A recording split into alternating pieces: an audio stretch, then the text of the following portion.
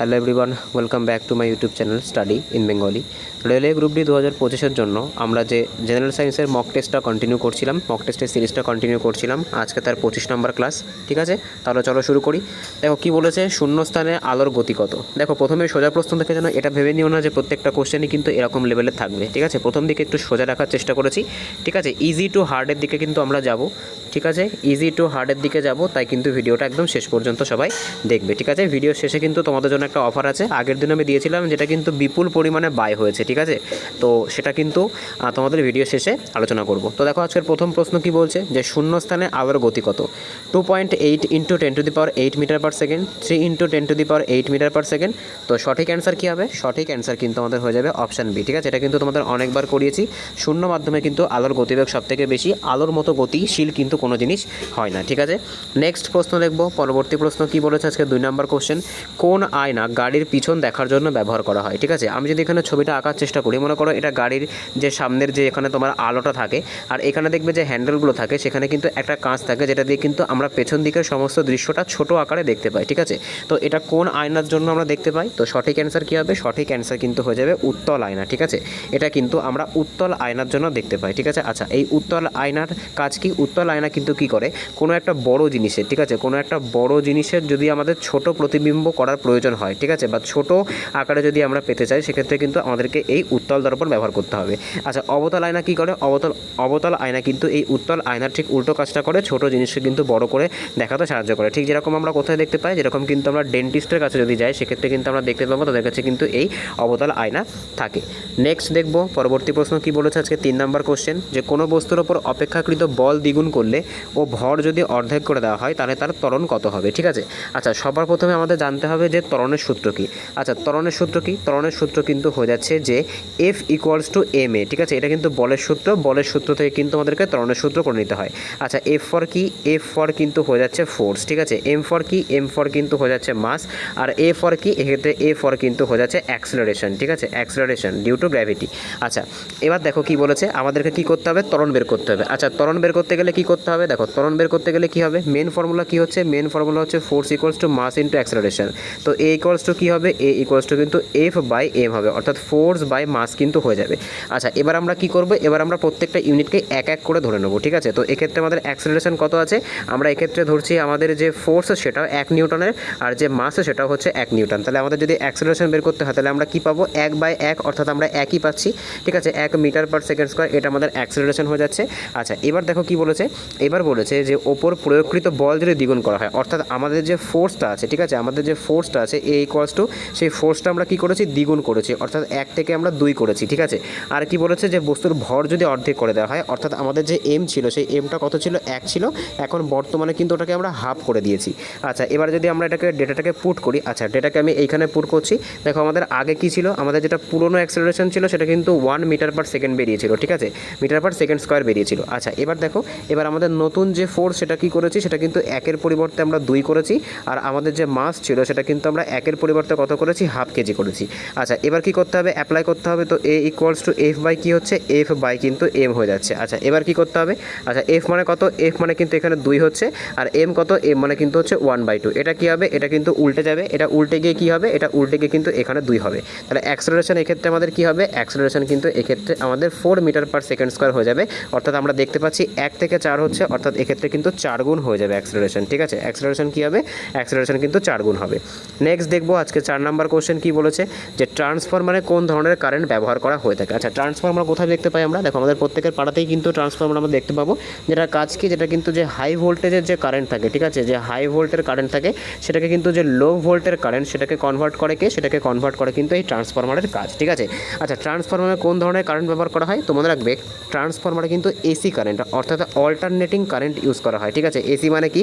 AC মানে কিন্তু হচ্ছে অল্টারনেটিং কারেন্ট। ঠিক আছে, অল্টারনেটিং কারেন্ট। ঠিক আছে, অল্টারনেটিং কারেন্ট কিন্তু ব্যবহার করা হয় ট্রান্সফরমারে। ঠিক আছে, আচ্ছা এবার তোমাদের জন্য একটা কোশ্চেন থাকবে, একটা স্টেপ ডাউন ট্রান্সফরমার। ঠিক আছে, একটা যে স্টেপ ডাউন ট্রান্সফরমারের নাম তোমরা আমাকে কমেন্টে জানাবে। ঠিক আছে, একটা স্টেপ ডাউন ট্রান্সফরমারের নাম তোমরা কিন্তু প্রত্যেক দিনই বাড়িতে ইউজ করো। ঠিক আছে, নেক্সট দেখবো পরবর্তী প্রশ্ন কী বলেছে। দেখো আজকের 5 নম্বর কোশ্চেন, যে তরঙ্গ দৈর্ঘ্য ইন্টু ফ্রিকোয়েন্সি কী। আচ্ছা তরঙ্গ দৈর্ঘ্যকে কী বলা হয়? তরঙ্গ দৈর্ঘ্যকে কিন্তু ল্যামডা বলা হয়। আচ্ছা আর ফ্রিকোয়েন্সি কী? দেখো ফ্রিকোয়েন্সি মানে কি, ফ্রিকোয়েন্সিকে কিন্তু আমরা এফ দিয়ে ডিনোট করি।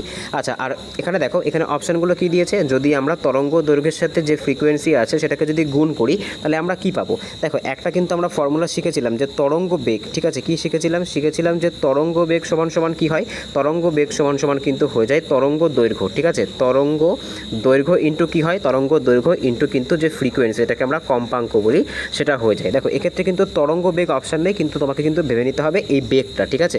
তো বেগটাই কিন্তু আমাদের সঠিক অ্যান্সার হয়ে যাবে। এটা যদি আমরা সঠিক করে দেখতে চাই, তো এটা যদি তোমার হচ্ছে ওয়েভ ভেলোসিটি থাকতো, ঠিক আছে, ওয়েভ ভেলোসিটি থাকতো, সেক্ষেত্রে আমাদের একদম অ্যান্সারটা সঠিক হতো, ঠিক আছে। আমরা একবার অপশান ডিটাও দেখে নিই। দেখো অপশান ডিতে কিন্তু ত্বরণ বলেছে, যেটা কিন্তু হবে না। আমাদের এই কোশ্চেনের অ্যান্সার বেগের থেকেও কিন্তু ভালো হতো যদি এক্ষেত্রে আমাদের দুটো অপশান এরকমভাবে থাকতো, একটা যদি থাকতো তরঙ্গ বেগ, বা এর পরিবর্তে যদি আমাদের ইংলিশে অপশানটা থাকতো যে ওয়েভ ভেলোসিটি, ঠিক আছে, ওয়েভ ভেলোসিটি যদি থাকতো তাহলে এক্ষেত্রে আমাদের সঠিক অ্যান্সার হতো, ঠিক আছে।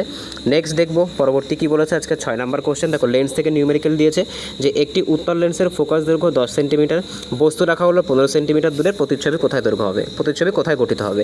আচ্ছা, উত্তল লেন্সের ফোকাস কী হয়, উত্তল লেন্সের ফোকাস কিন্তু অলওয়েজ পজিটিভ হয়, তাই এটা হচ্ছে প্লাস 10 সেন্টিমিটার।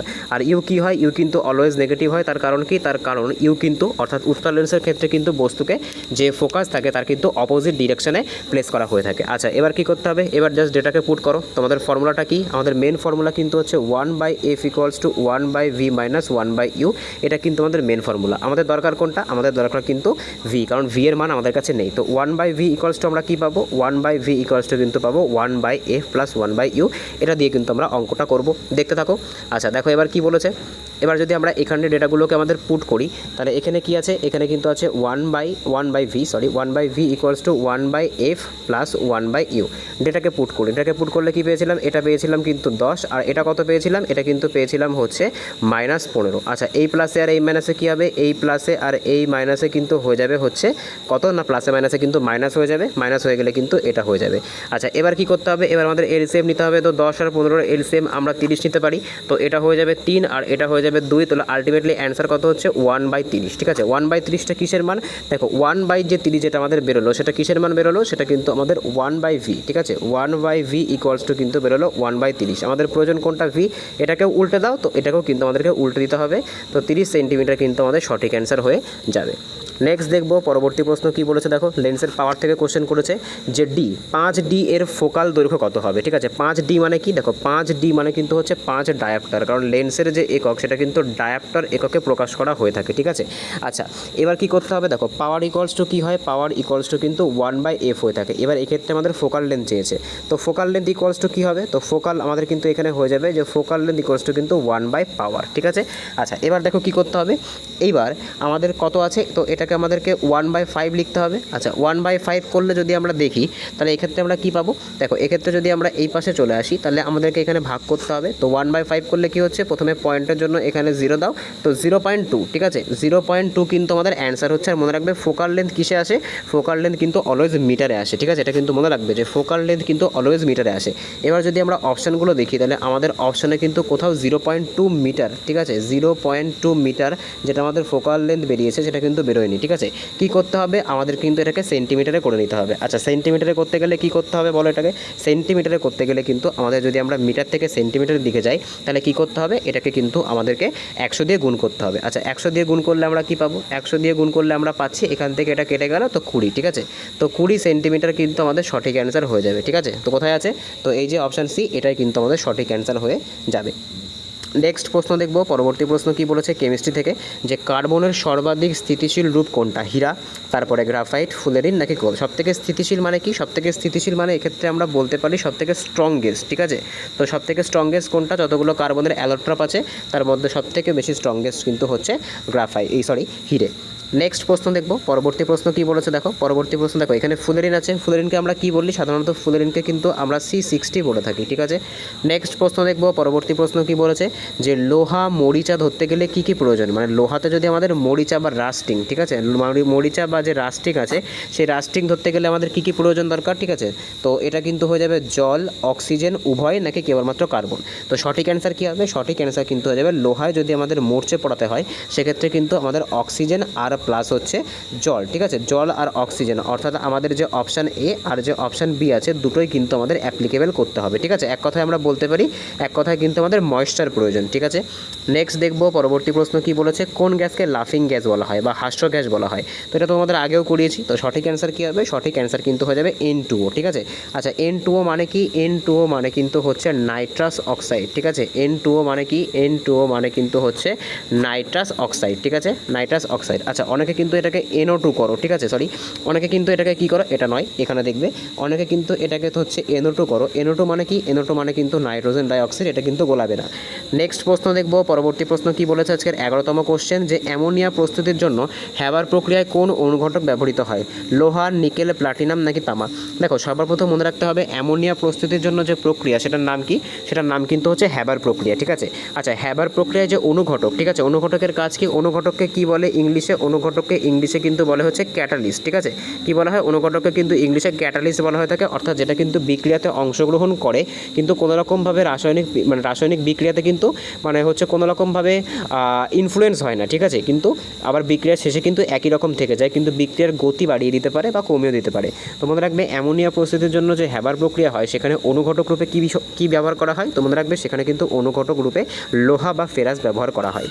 নেক্সট দেখবো আজকে 12 নম্বর কোশ্চেন কী বলেছে দেখো, যে কোন ধাতু জলের সাথে, ঠিক আছে, কোন ধাতু জলের সাথে বিক্রিয়া করে বা জলের সাথে তীব্র প্রতিক্রিয়া করে, সোডিয়াম, পটাশিয়াম, ক্যালসিয়াম নাকি লোহা। দেখো সবগুলোই কিন্তু জলের সাথে রিয়্যাক্ট করে মোটামুটি আমরা বলতে পারি, কিন্তু এটাকে কিন্তু এটার যে ইনক্রিজিং যে রিঅ্যাক্টিভিটি, ঠিক আছে, এই চারটে অপশানের মধ্যে থেকেও কোনটা সবথেকে বেশি রিঅ্যাক্টিভ সেটা কিন্তু তোমায় বলতে হবে, ঠিক আছে। তো সঠিক অ্যান্সার কী হবে, সঠিক অ্যান্সার কিন্তু হয়ে যাবে পটাশিয়াম, ঠিক আছে, এটাই কিন্তু এই চারটের মধ্যে সবথেকে বেশি রিঅ্যাক্টেবল, ঠিক আছে। নেক্সট দেখবো পরবর্তী প্রশ্ন কি বলেছে, যে NaOH এর সাথে যদি আমরা HCl গ্যাস যোগ করি সেক্ষেত্রে আমরা কি পাচ্ছি, সেক্ষেত্রে আমরা দেখতে পাচ্ছি যে NaCl, ঠিক আছে, অর্থাৎ N এর সাথে কিন্তু Cl যোগ হয়ে গেল, আর এই যে OH এটা হাইড্রক্সিল ছিল সেটা কিন্তু একটা জলের মলিকিউল তৈরি করেছে। তো এটা কেমন ধরনের রিয়াকশান, ঠিক আছে, তো সঠিক অ্যান্সার কী হবে, দেখো এটা কিন্তু হচ্ছে একটা নিউট্রালাইজেশন, ঠিক আছে, এটা কি, এটা কিন্তু একটা হচ্ছে নিউট্রালাইজেশন। কেন এটা নিউট্রালাইজেশন, দেখো NaOH কি, সবার প্রথম দেখো এখানে খেয়াল করবে কেন এটা নিউট্রালাইজেশন হলো। আচ্ছা NaOH কি, NaOH কিন্তু হচ্ছে একটা ক্ষার, ঠিক আছে, আর HCl কি, HCl কিন্তু একটা অ্যাসিড, ঠিক আছে। মনে রাখবে অ্যাসিডের সাথে যদি ক্ষারের বিক্রিয়া হয় সেক্ষেত্রে কিন্তু সবসময় কী হয়, সেক্ষেত্রে কিন্তু লবণ, ঠিক আছে, লবণ প্লাস জল তৈরি হয়। এবার কোশ্চেন আসতে পারে স্যার NaCl কি একটা লবণ, অবশ্যই NaCl একটা লবণ, আমরা জানি সোডিয়াম ক্লোরাইড, এটা কিন্তু আমরা খাওয়ার লবণ হিসেবে ব্যবহার করি। আর H2 মানে জল, তোমরা সকলেই জানো। তো ক্ষারের সাথে অ্যাসিডের বিক্রিয়া যে লবণ আর জল উৎপন্ন হয় সেটাকেই কী বলে, সেটাকে কিন্তু নিউট্রালাইজেশন বলা হয়ে থাকে, ঠিক আছে। নেক্সট দেখবো পরবর্তী প্রশ্ন কী বলেছে, বায়োলজি থেকে কোশ্চেন করেছে, যে মানুষের রক্তে অক্সিজেন পরিবহন করে কে, প্লেটলেট, হিমোগ্লোবিন, লিউকোসাইট নাকি প্লাজমা। তো এটা তো খুব সোজা একটা কোশ্চেন, তো এটার যে অ্যান্সার আছে সেটা তোমরা আমাকে কমেন্টে জানাবে, অনেকবার কিন্তু তোমাদের এই কোশ্চেনটা রিপিটেশন করা হয়েছে। নেক্সট দেখবো পরবর্তী প্রশ্ন কী বলেছে আজকের 15তম কোশ্চেন, যে উদ্ভিদের পাতার জল নির্গমনের জন্য যে প্রক্রিয়া, অর্থাৎ উদ্ভিদের দেহে যে এক্সেসিভ যে জলটা থাকে সেই এক্সেসিভ জলটাকে বাইরে বের করে দেওয়ার জন্য যে প্রতিক্রিয়া, ঠিক আছে, বা প্রক্রিয়া, সেটার নাম কি, তো সেটার নাম কি শ্বাসক্রিয়া, ট্রান্সপিরেশন, ফটোসিনথেসিস নাকি ট্রান্সলোকেশন। তো সঠিক অ্যান্সার কী হবে, সঠিক অ্যান্সার কিন্তু হয়ে যাবে ট্রান্সপিরেশন। আচ্ছা এই ট্রান্সপিরেশনকে কী বলা হয়, এই ট্রান্সপিরেশনকে কিন্তু বাংলায় বলা হয় বাষ্পমোচন, অর্থাৎ উদ্ভিদের শরীরে যে অতিরিক্ত জল থাকে সেটা কিন্তু উদ্ভিদের পাতার মধ্যে স্টোমাটা বলে একটা অংশ থাকে, ঠিক আছে, সেটা কিন্তু তোমার হচ্ছে বন্ধ হয় আবার খুলে যায়, ঠিক আছে, একটা ডোর বলতে পারি আমরা। তো সেটা দিয়ে কিন্তু কী হয়, সেটা দিয়ে কিন্তু এই ট্রান্সপিরেশন ঘটে, অর্থাৎ অতিরিক্ত জলটা কিন্তু বাইরে বেরিয়ে যায়। নেক্সট প্রশ্ন দেখব, পরবর্তী প্রশ্ন কী বলেছে আজকে 16তম কোশ্চেন, যে মানুষের মস্তিষ্কের কোন অংশ শরীরের তাপমাত্রা নিয়ন্ত্রণ করে, সেরিবেলাম, মেডুলা, হাইপোথ্যালামাস নাকি কর্টেক্স। আচ্ছা দেখো সবার প্রথম আমরা জানবো সেরিবেলামটা কি। আচ্ছা সেরিবেলামটা কি, সেরিবেলামকে কিন্তু বলে হচ্ছে লঘু মস্তিষ্ক, ঠিক আছে, লঘু মস্তিষ্ক, যেটা কিন্তু আমাদের বডির যে ব্যালেন্সিং, ঠিক আছে, বডি ব্যালেন্সিংয়ের জন্য সবথেকে বেশি রেসপন্সিবল কিন্তু এই সেরিবেলাম। আর একটা কিন্তু অংশ আছে সেটাকে কি বলে, সেটাকে কিন্তু বলে হচ্ছে সেরিব্রাম। আচ্ছা সেরিব্রামের কাজ কি, দেখো সেরিব্রামের কাজ কিন্তু হচ্ছে এক্ষেত্রে কিন্তু আমাদের মেমোরি বা ইন্টেলিজেন্স, ঠিক আছে, এই সমস্ত কাজগুলো কিন্তু সেরিব্রাম করে থাকে, এটাই কিন্তু ব্রেনের সবথেকে বড় অংশ। আচ্ছা এবার কি আছে হাইপোথ্যালামাস, হাইপোথ্যালামাসের কাজ কি, দেখো হাইপোথ্যালামাসের কাজ কিন্তু হচ্ছে আমাদের শরীরের যে তাপমাত্রা আছে সেই তাপমাত্রাকে নিয়ন্ত্রণ করা কিন্তু এই হাইপোথ্যালামাসের সবথেকে বড় একটা ফ্যাক্টর, ঠিক আছে। নেক্সট প্রশ্ন দেখবো, পরবর্তী প্রশ্ন, তো সঠিক অ্যান্সার কোনটা হবে, সঠিক অ্যান্সার কিন্তু আমাদের হাইপোথ্যালামাসই হয়ে যাবে, ঠিক আছে। আচ্ছা নেক্সট প্রশ্ন দেখবো কী বলেছে, দেখো নেক্সট কি বলেছে দেখো যে ইনসুলিন হরমোন কোথা থেকে নিঃসৃত হয়, ঠিক আছে, বা কোন অঙ্গ থেকে নিঃসৃত হয়। তো এটা তো বহুতবার তোমাদের করিয়েছি। সঠিক অ্যান্সার কী হবে? সঠিক অ্যান্সার হয়ে যাবে অগ্নাশয়। কিন্তু এটা তোমাদের জন্য এইচডাব্লিউ থাকবে না, তোমাদের জন্য এইচডাব্লিউ কোনটা থাকবে, যে অগ্নাশয়ের কোন পার্ট থেকে, ঠিক আছে, অগ্নাশয় থেকে হয়, এটা তো একদম মুখস্থ হয়ে যাওয়ার কথা। এই যে অগ্নাশয় আছে সেই অগ্নাশয়ের কোন পার্টটা থেকে হয়, ঠিক আছে, অগ্নাশয়ের কোন স্পেশাল যে পার্ট আছে সেই পার্ট থেকে এটা হয়, সেটা তোমরা আমাকে কমেন্টে জানাবে, যেটা কিন্তু তোমাদের আমি অলরেডি অনেকবার বলে দিয়েছি। নেক্সট দেখবো পরবর্তী প্রশ্ন আছে 18তম কোশ্চেন কি বলেছে, যে উদ্ভিদের নাইট্রোজেন স্থিতিকরণ করে কে, ফাঙ্গাস, ব্যাকটেরিয়া, ভাইরাস নাকি শৈবাল। তো এটার কি দেখো, এটাকে কিন্তু কি বলে, এটাকে কিন্তু তোমার বলে হচ্ছে সিম্বায়োসিস, ঠিক আছে। এই যে প্রক্রিয়াটা আছে এই প্রক্রিয়াটাকে বলে কিন্তু তোমার হচ্ছে সিম্বায়োসিস, ঠিক আছে, সিম্বায়োসিস। আচ্ছা এই সিম্বায়োসিস প্রক্রিয়াটা কি, দেখো সিম্বায়োসিস প্রক্রিয়াটা কিন্তু হচ্ছে সহজীবন। সিম্বায়োসিসকে কি বলে, সিম্বায়োসিসকে কিন্তু বলে হচ্ছে সহজীবন। আচ্ছা এটা কিভাবে হয়, দেখো উদ্ভিদের যে মূল থাকে, বিশেষ করে কিন্তু সিম্বগোত্রীয় যে উদ্ভিদ, অর্থাৎ ডাল জাতীয় গাছের যে উদ্ভিদ, সিম্ব জাতীয় বলে এটাকে। তো সিম্ব জাতীয় যে উদ্ভিদ আছে সেই উদ্ভিদের কি হয়, সেই উদ্ভিদের যে মূলে থাকে সেই মূলের যে অর্বুদ থাকে, ঠিক আছে, অর্বুদ মিনস কিন্তু মূলের যে গাঁটগুলো থাকে, ঠিক আছে। তো সেই গাঁটে কি হয়, সেই গাঁটে কিন্তু তোমার কিছু রকমের ব্যাকটেরিয়া বাসা বাঁধে, ঠিক আছে, যারা কি করে, যারা কিন্তু তোমার নাইট্রোজেনকে নাইট্রেটে কনভার্ট করে দেয় গাছেদের জন্য, ঠিক আছে, আর গাছেদের ওপর তারা বসে নিজেদের খাবারটা খায়। তো এই যে সহজীবন, অর্থাৎ একে অপরকে হেল্প করে যে জীবনটা চলছে সেটাকে কিন্তু সিম্বায়োসিস বলা হয়ে থাকে, ঠিক আছে, সিম্বায়োসিস বা সহজীবন বলা হয়ে থাকে। তো এটা কারা করে, এটা কিন্তু তোমার হচ্ছে রাইজোবিয়াম বলে একটা ব্যাকটেরিয়া আছে, সেই ব্যাকটেরিয়া কিন্তু করে। তো সঠিক অ্যান্সার কিন্তু হয়ে যাবে সিম্বায়োসিসে কিন্তু ব্যাকটেরিয়া সাহায্য করে থাকে। নেক্সট দেখব পরবর্তী প্রশ্ন কি বলেছে আজকের 19তম কোশ্চেন। দেখো নেক্সট কী বলেছে, যে মানুষের চোখের কোন অংশ চোখের রং নির্ধারণ করে থাকে, ঠিক আছে, চোখের রং নির্ধারণ করে থাকে। দেখবে অনেকের চোখ কেমন হয়, অনেকের চোখ কিন্তু তোমার হচ্ছে পুরোপুরি কিন্তু আমরা দেখতে পাই যে বাদামি কালার বা ব্রাউন রঙের কিন্তু হয়ে থাকে, ঠিক আছে। অনেকের দেখবে বিদেশিদের বিশেষ করে কিন্তু নীল রঙের চোখ দেখতে পাওয়া যায়, ঠিক আছে। তো আমাদের কিন্তু কালচে বাদামি রকমের চোখ হয়ে থাকে। তো এই যে এটা আছে এটা কে নির্ধারণ করে, চোখের এই যে রঙটা আছে এটা কে নির্ধারণ করে। তো সঠিক অ্যান্সার কী হবে, সঠিক অ্যান্সার কিন্তু হয়ে যাবে চোখের যে রং সেটা কিন্তু আইরিশ নির্ধারণ করে থাকে। নেক্সট দেখব পরবর্তী প্রশ্ন কি বলেছে আজকের 20তম কোশ্চেন, যে মানুষের শরীরে সবথেকে ছোট হাড় কোনটা, সবথেকে স্মলেস্ট বোন, ঠিক আছে, আমরা কি বলতে পারি, আমরা বলতে পারি কিন্তু সবথেকে যে স্মলেস্ট বোন, ঠিক আছে, স্মলেস্ট বোন কোথায় থাকে আর সেটা কোনটা, ঠিক আছে। তো স্মলেস্ট বোন কিন্তু হয়ে যাচ্ছে স্টেপিস, ঠিক আছে। আর এটা কোথায় থাকে, এটা কিন্তু আমাদের যে মধ্যকর্ণ থাকে সেই মধ্যকর্ণের যে ককলিয়া সেই ককলিয়ার পরেই কিন্তু এটা অবস্থান করে। আর সবথেকে বড় হাড় কোনটা, সবথেকে বড় হাড় কিন্তু হয়ে যাচ্ছে এই ফিমার, ঠিক আছে। আচ্ছা নেক্সট প্রশ্ন দেখব পরবর্তী প্রশ্ন কি বলেছে আজকের 21তম কোশ্চেন। দেখো কি বলেছে, যে একটি গাড়ি 20 মিটার পার সেকেন্ড বেগে 5 মিনিট চললো, মোট অতিক্রান্ত দূরত্ব কত। তো এটা তো তোমার হচ্ছে ম্যাথামেটিক্সের অঙ্কই বেশি হয়ে যাচ্ছে, এটা আমি করলাম না, এটা তোমরা করতেও পারো, ঠিক আছে, নাও করতে পারো, করলে আমাকে অবশ্যই অ্যান্সারে জানাবে, ঠিক আছে, কমেন্টে জানাবে, এটা ম্যাথের কোশ্চেন হয়ে যাচ্ছে প্রপার, ঠিক আছে। নেক্সট প্রশ্ন দেখব পরবর্তী প্রশ্ন কি বলছে, দেখো যে একটি বৈদ্যুতিক বাল্ব 1000 ওয়াট আর 220 ভোল্ট আর রেজিস্ট্যান্স কত, এর রেজিস্ট্যান্স বের করতে চেয়েছে। আচ্ছা রেজিস্ট্যান্স বের করতে গেলে আমাদেরকে এক্ষেত্রে কী করতে হবে, দেখো সবার প্রথম তোমাদেরকে বলে রাখি, এক্ষেত্রে যদি আমাদের রেজিস্ট্যান্স বের করতে হয় একটা ফর্মুলা আছে, ফর্মুলাটাকে জানতে হবে। দেখো ফর্মুলাটা কিন্তু হচ্ছে যে রেজিস্ট্যান্স ইকুয়ালস টু, ঠিক আছে, আর ইকুয়ালস টু কী হয়, আর ইকুয়ালস টু কিন্তু ভি স্কোয়ার বাই আর হয়ে থাকে, ঠিক আছে, sorry V square by W হয়ে থাকে, ঠিক আছে। তো এটা কিন্তু আমাদের ফর্মুলা হয়ে যায়। আচ্ছা এই ফর্মুলা অ্যাকর্ডিং টু কী করতে হবে, ভিকে কিন্তু কী করতে হবে, ভিকে কিন্তু স্কোয়ার করতে হবে। আচ্ছা ভিকে স্কোয়ার করলাম, আর নিচে কিন্তু কী আছে, নিচে কিন্তু যে তোমার ওয়াট মানে পাওয়ারটা আছে সেটাকে লিখতে হবে। আচ্ছা যদি আমরা 22কে স্কোয়ার করি তাহলে 22কে স্কোয়ার করলে কত হবে, 22কে স্কোয়ার করলে কিন্তু 484, ঠিক আছে, 484 পরে দুটো শূন্য হবে আর নিচে হচ্ছে 100, এই দুটোর সাথে এই দুটো কেটে দাও, তাহলে আলটিমেটলি আমাদের অ্যান্সার কত হচ্ছে, আলটিমেটলি আমাদের অ্যান্সার কিন্তু হচ্ছে 484 ওহম, আর এটাই কিন্তু আমাদের সঠিক অ্যান্সার হয়ে যাবে, ঠিক আছে। নেক্সট প্রশ্ন দেখবো আজকে 23তম কোশ্চেন কি বলেছে, দেখো যে একটি 2 কেজি ভর এবং 5 মিটার পার সেকেন্ড বেগে চলছে, এর ভরবেগ কত। তো ভরবেগ বের করতে গেলে আমাদেরকে কি করতে হয়, তো ভরবেগ বের করতে গেলে কিন্তু পি ইকুয়ালস টু এমভি, অর্থাৎ যে মাস আর যে ভেলোসিটি আছে সেটাকে কিন্তু গুণ করতে হয়। তো সিম্পল গুণ করে দাও, সিম্পল গুণ করলে কত হচ্ছে, তো 10 NS কিন্তু আমাদের সঠিক অ্যান্সার হয়ে যাবে, ঠিক আছে। নেক্সট দেখব আজকে 24তম কোশ্চেন কি বলেছে, যে 1 কিলোওয়াট আওয়ার বিদ্যুৎ সমান সমান কত, এখানে কিন্তু তোমার এটা জুল হবে, ঠিক আছে, কত জুল, এটা জুলই আছে, ঠিক আছে। তো দেখো KWH মানে কত, KWH-কে কিন্তু আমরা ইউনিট বলে থাকি, এটা কিন্তু যে কারেন্ট তার কিন্তু বাণিজ্যিক একক, এটাই কিন্তু আমরা আমাদের বাড়িতে ইউনিট বলি। তো 1 কিলোওয়াট আওয়ার মানে কত, এটা কিন্তু হচ্ছে 3.6 × 10⁶ জুল, ঠিক আছে।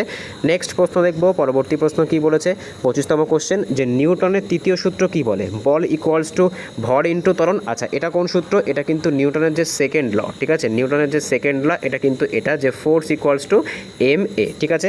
আচ্ছা, একটি ক্রিয়ার সমান এবং বিপরীত প্রতিক্রিয়া আছে, নাকি বলের সাথে যে ভরবেগের যে পরিবর্তন সেটা কিন্তু তোমার হচ্ছে সমান অনুপাতে চলে, এটা নাকি জড়তার সূত্র। আচ্ছা, জড়তার সূত্র কি, জড়তার সূত্র কিন্তু নিউটনের যে ফার্স্ট ল, ঠিক আছে। তো নিউটনের থার্ড ল কোনটা, নিউটনের থার্ড ল কিন্তু হচ্ছে প্রতিটি ক্রিয়ার সমান এবং বিপরীত প্রতিক্রিয়া আছে, ঠিক আছে, এটা কিন্তু নিউটনের থার্ড ল।